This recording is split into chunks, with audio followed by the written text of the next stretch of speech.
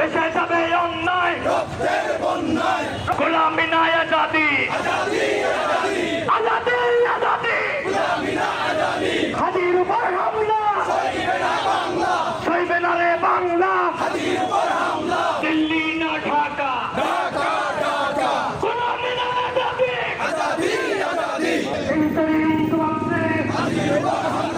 আমার গায়ের রক্ত। হাদি ভাই এসে বলেছিল আপনারা আমার জন্য বিমানের টিকিটের ব্যবস্থা করেছেন, আমার কষ্ট লাগছে, আপনাদের এত টাকা আমরা খরচ করছি, যে হাদি ভাইকে আমরা বিমানে নিতে পারি নাই তিনি দুঃখ ভারাক্রান্ত হয়ে বলেছিলেন আমি তো বিপ্লবের পক্ষে কথা বলার জন্য হেঁটে হেঁটে আসা উচিত ছিল, আপনাদের টাকা খরচ করছি, আমার হৃদয় আজকে ব্যথিত।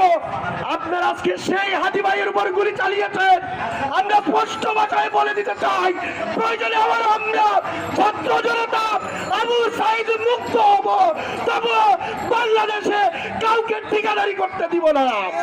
আমরা আবারও সুস্পষ্ট ভাবে ক্ষমতাসীনদেরকে বলতে চাই আমার ভাই এখনো এবার কি আর হসপিটালে ঘুমিয়ে আছে নিতর দেহে, খুনিরা এখনো কেন বাইরে, এর জবাব আপনাদেরকে দিতে হবে।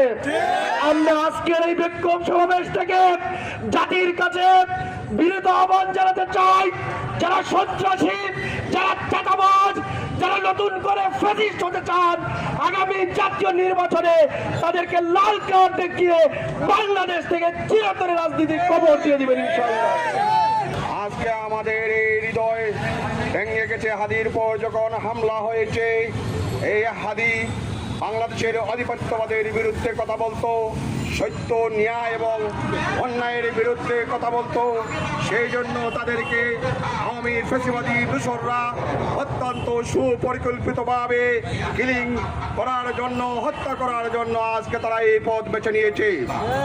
আমরা স্পষ্ট ভাষায় জানিয়ে দিতে চাই, একজন হাদিকে হত্যা করে বাংলাদেশের আপামর জুলাই যোদ্ধাদেরকে থামিয়ে দেওয়া যাবে না।